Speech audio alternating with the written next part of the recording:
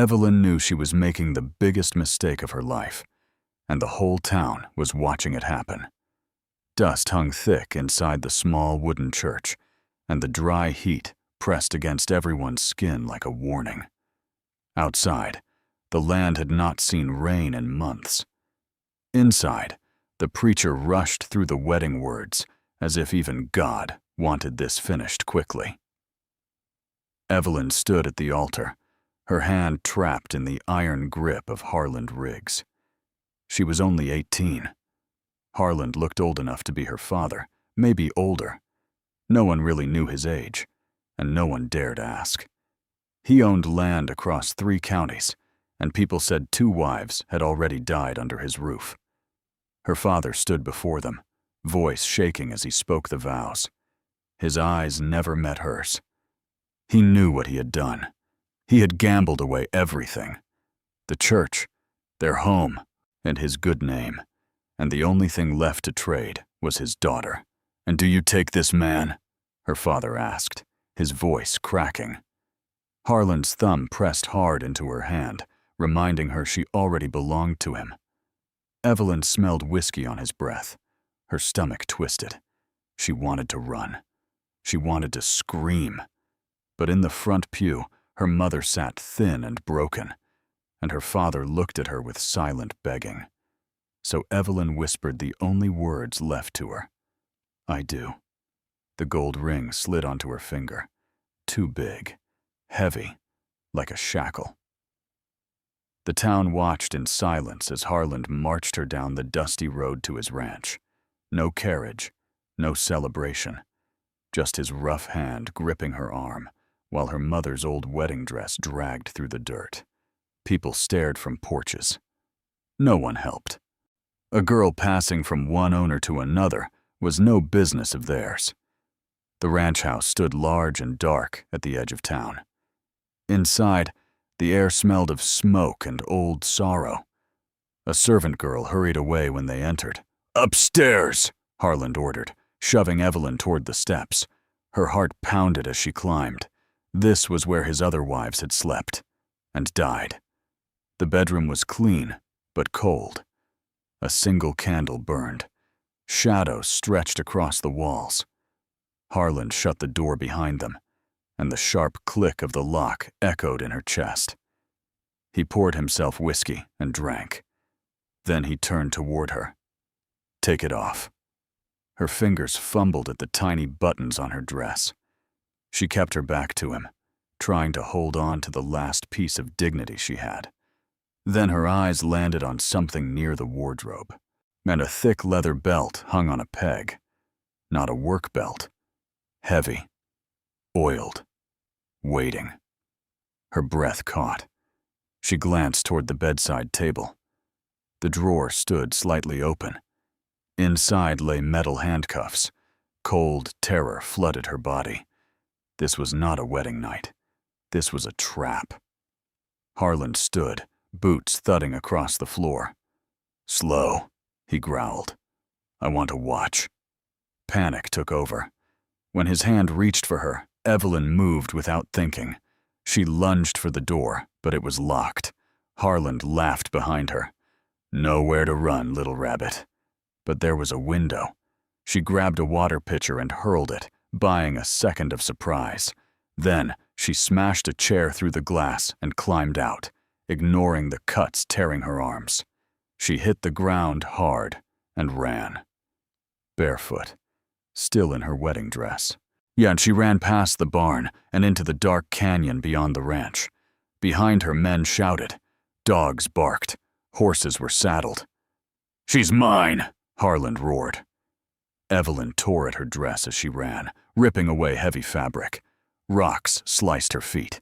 Brush clawed her skin. She stumbled, fell, crawled, then forced herself up again. She hid in thick brush as riders passed so close she could smell their horses. She held her breath until silence returned, but she knew they would find her at daylight. So she kept walking into the mountains, into the freezing night, away from the monster waiting for her. The cold grew cruel. Her body weakened. Finally, high on a barren ridge, her legs failed. She collapsed, curling into herself as the wind howled around her. Sleep came like warm darkness, and she welcomed it. Miles away, and a mountain trapper named Colt rode along the ridge before dawn, tracking game. He hated towns and people in trouble, and he planned to avoid all three. His horse suddenly stopped, ears alert. Colt scanned the ground and saw what looked like a patch of snow against the rocks. But snow didn't wear white silk. He dismounted slowly, rifle ready. As he stepped closer, he saw a young woman lying half-frozen, her dress torn, feet bloody, lips blue. Trouble. The kind that got men hanged. He should leave her. Ride away. Forget he ever saw her. Then she let out a small, broken moan. Colt cursed under his breath. He checked her pulse. Faint, but alive. With a heavy sigh, he lifted her light body into his arms. She felt like ice, yet fever burned beneath her skin. He carried her to his horse and rode toward his small trapping cabin hidden in the mountains. Inside, he laid her on his narrow cot and built a roaring fire. He cleaned the cuts on her feet and arms as gently as he could. When warm water touched her skin, she began to shake violently. Her eyes opened, wild with terror. "No," she whispered. "Please don't." "You're safe," Colt muttered. "Just cleaning you up." Her confused gaze settled on him. For a moment, fear faded. "Oh," she murmured weakly. "An angel. Am I dead?" He almost laughed. "No, ma'am. You're alive. Barely." Exhaustion dragged her under again. Colt covered her with thick blankets and sat nearby, cleaning his rifle through the night while snow began falling outside. By morning, the world was buried in white. They were snowed in together, and neither of them yet understood how much their lives were about to change. Evelyn woke to the smell of coffee and wood smoke, but fear hit her before memory did. She jerked upright on the narrow cot, pain shooting through her feet and arms. For a moment, she did not know where she was. Then the wedding, the locked door, the belt, and the chase rushed back into her mind. A man sat near the fire, sharpening a knife. Broad shoulders, dark hair tied back, a rough beard. He turned slowly when he heard her move. "You're awake," he said calmly. She shrank back, pulling the blanket to her chest. "Who are you?" "Name's Colt. You're in my trapping cabin. Found you half dead, in the snow." Her eyes darted to the small window. Nothing but white. "It's still snowing?" "Hasn't stopped in 2 days," he said. Drifts are taller than the horse. We're stuck here a while." Trapped. The word tightened around her throat. She had escaped one prison only to fall into another, alone in the mountains with a man she did not know. She watched him carefully. He kept his distance, never stepping closer than needed. He handed her a tin cup of broth and turned back to his work, as if she were nothing more than another injured traveler. That confused her more than anything. For the next 3 days, the storm howled outside while they lived inside the small cabin, in uneasy silence. Colt slept on the floor near the fire. He never touched her, except to change bandages or help her drink water. He never asked questions. Not her name. Not where she came from. Not why she wore a torn wedding dress in the middle of winter. His silence was strange, but safe. As strength slowly returned, Evelyn began helping around the cabin. She swept the dirt floor, washed dishes in melted snow, and baked flatbread from the small flour sack she found. When Colt came in from feeding his horse and smelled fresh bread, he stopped, surprised. "Made some," she said softly. He tore off a piece, chewed, then nodded once. "It's good." The simple praise warmed her more than the fire. Days passed. Outside, the snow finally stopped. Inside, something softer replaced their awkward silence. Colt began talking about small things, weather signs, animal tracks, how to tell when a storm was coming. She told him about books she had read and places she dreamed of seeing. He listened carefully, as if her words mattered. No man had ever listened to her before.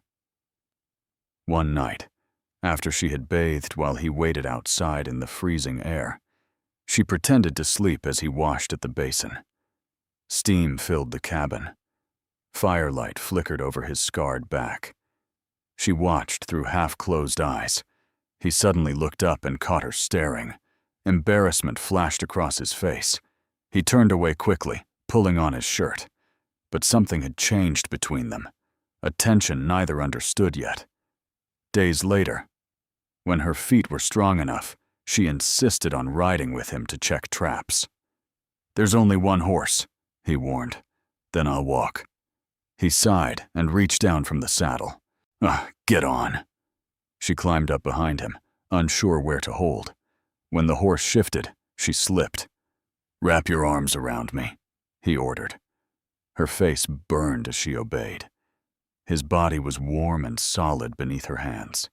Every movement of the horse pressed her closer. Something strange stirred inside her, something new and frightening. But she did not let go. That night, while mending his torn shirt, words spilled from her without warning. "I don't think I know how to be a wife," she said quietly. "I don't even know how to be touched. Is something wrong with me?"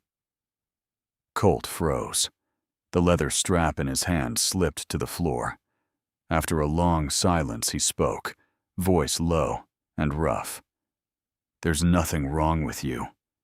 Tears came before she could stop them. He did not try to comfort her. He simply sat there, guarding her pain in silence. But something inside both of them shifted. The next night, unable to bear the distance, Evelyn walked to him as he stood by the fire. Her hand trembled as she touched his.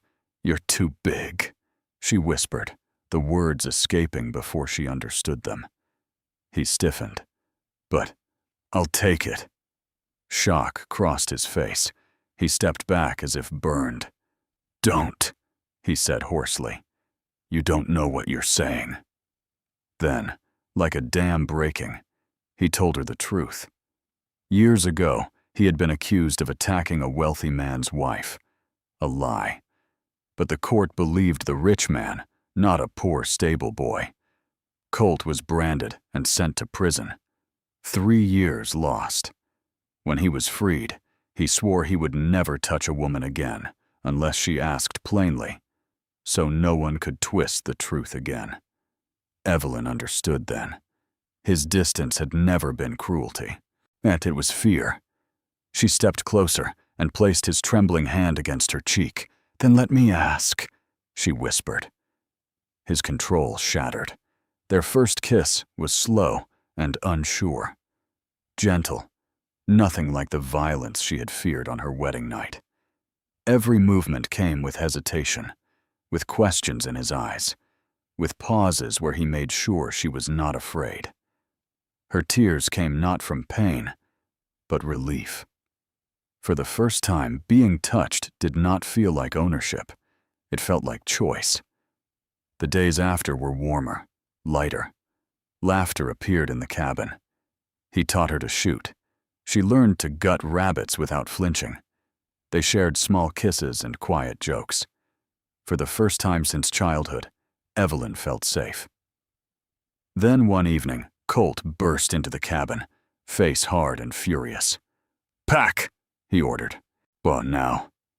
Fear returned instantly. "What happened?" "Men in the valley," he said, "asking about a girl who ran from her wedding. Harland Riggs is offering money to anyone who finds you." Her blood turned cold. The truth could not be hidden anymore. "He's not my stepfather," she whispered. "He's my husband. My father sold me to him." Colt went still. Then rage exploded. Plates crashed to the floor as he swept the table clear.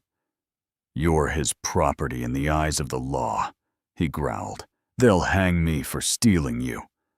"I'll go back," she sobbed. "I won't let them kill you." He grabbed her shoulders. "You're not going back to him." Silence hung heavy between them. Then he said the only choice left. "We run north. Tonight." As darkness fell, they packed what little they owned. And the cabin that had become their refuge now felt like a memory already fading. Before leaving, they held each other fiercely, as if the world might tear them apart at any moment. By dawn, the cabin stood empty, snow drifting against the silent door, while two fugitives rode into the unknown, hunted by men who believed Evelyn still belonged to someone else. And the real danger was only just beginning. They rode north through land that grew wider and lonelier with every mile. The mountains slowly gave way to open plains, where wind ruled everything, and there was nowhere to hide. For days they traveled in silence, always watching behind them. Colt slept lightly, rifle in reach. Evelyn walked beside the horse when it tired, her feet blistered, but her spirit stubborn. Fear followed them like a shadow, yet neither spoke of turning back. Why, the attack came without warning. They were riding through a narrow, dry canyon when gunfire cracked from above. Dirt exploded beside them as bullets struck stone. "Down!" Colt shouted. 3 riders blocked the path ahead, while 2 more appeared on the ridge. Harlan's men. Colt pushed Evelyn toward cover and fired back. The canyon thundered with gunshots. One rider charged, knife raised, and Colt met him head-on. The fight was quick and brutal, ending with the man collapsing in the dust. Another shot rang out. Colt staggered. Blood soaked his shoulder as he fell back against the horse. Evelyn saw the men on the ridge reloading. Fear froze her for half a heartbeat. Then something fierce rose inside her. She grabbed the second rifle and remembered Colt's words. "Breathe out. Squeeze." Her shot smashed rock near the men, a spraying stone into their faces. They ducked, confused. Colt used the moment, pulling himself into the saddle and hauling Evelyn up in front of him. They fled, bullets kicking dust behind them. They rode until the horse nearly collapsed. Deep in a patch of pines, Colt slid from the saddle and crumpled to the ground. "Go," he gasped. "Take the horse and run." Evelyn dropped beside him, ripping open his blood-soaked shirt. The wound was ugly, the bullet still inside. "You are not dying," she said through shaking tears. Using whiskey and torn cloth, she cleaned the wound. Colt bit down on his scarf as she dug out the bullet and stitched the torn flesh with trembling hands. He drifted in and out of fever as she tied him to the saddle and led the horse across endless plains. For 2 days she walked, a dragging exhaustion behind her like chains. On the 3rd day, buildings appeared in a green valley. White houses, clean fences, peaceful fields. A quiet man stepped forward as she stumbled closer. "Please," she begged. "He's dying." The man nodded calmly. "Bring him inside." They had reached a Quaker settlement, people who asked no questions and offered help without judgment. Colt lay in a clean bed, while women tended his wound properly. Evelyn finally collapsed into sleep, her body giving up after days of fear and effort. They stayed a week. Peace filled the valley, but danger still hunted them. News arrived soon enough. A warrant had spread across the territory. Colt was accused of kidnapping Harland Riggs's wife. A reward was offered for his capture. That night, Colt came to Evelyn's room. "I'm leaving," he said quietly. "If I turn myself in, you'll be safe." Her hand struck his face before she realized she had moved. You think going back to him is safety? She demanded through tears. I will not let you die for me. With help from the settlement elders, hope appeared. A traveling judge was arriving soon, a man known for fairness. Evelyn decided she would fight, not run. The meeting hall filled with settlers, ranchers, and curious onlookers. Colt stood guarded at the back, while Harland Riggs stormed inside, furious and confident. Judge Thorne called Evelyn forward. Her hands shook, but her voice did not. She told everything. Her father's debt, the forced marriage, the locked bedroom, the belt, the escape, the chase through the mountains. Gasps filled the room as truth spread through the crowd. That man did not kidnap me, she said, pointing at Colt. He saved me. The judge listened carefully before speaking. A marriage without consent is no marriage at all, he declared. This court recognizes Evelyn Hayes as a free woman. Charges against this man are dismissed. Harland stormed out, humiliated, his power broken in that room. Colt stood stunned, freedom returning like breath after drowning. That night, under quiet moonlight, he asked her the question that haunted him. Now that you're free, do you still want me? Evelyn laughed through tears and threw her arms around him. I chose you, she whispered. No one else. They did not stay in the valley. Peace was kind, but they needed a life of their own. With help from the settlement, they claimed land on a high mesa overlooking endless plains. Building the cabin was hard work. Colt cut timber, while Evelyn sealed walls with mud and straw. Neighbors helped raise the roof. A small home slowly took shape. Winter tested them. Summer rewarded them. Evelyn planted a garden. Colt fenced pasture and trained horses for nearby settlements. Slowly, fear faded into memory. Evelyn became known across the territory as a midwife, helping women who needed strength and quiet understanding. Colt worked with troubled boys, was teaching them patience through horses, giving them guidance he himself never received. Their past never vanished completely. Some nights Colt woke from prison memories, reaching for a weapon. Evelyn would take his hand and place it over her heart. You're home, she would whisper. Other nights Evelyn woke shaking from dreams of locked doors. Colt held her until sleep returned. One winter morning, Evelyn discovered she was carrying a child. Fear overwhelmed her. The world was still harsh and uncertain. But when she told Colt, he knelt before her, eyes shining with awe, and placed a trembling hand on her belly. Then I'll build a world safe enough for both of you, he promised. Spring returned. Flowers bloomed around their cabin. Evelyn stood barefoot in the grass, one hand resting on her growing belly. She saw Colt riding home across the hills, not chased, not hunted, simply returning where he belonged. He leapt from his horse and lifted her into his arms, laughter echoing across the plains. In that moment, everything they had endured meant something. They were not victims anymore, not fugitives, not property. They were survivors. And their story, once filled with fear and escape, now belonged to the future they were building together under the endless Wild West sky.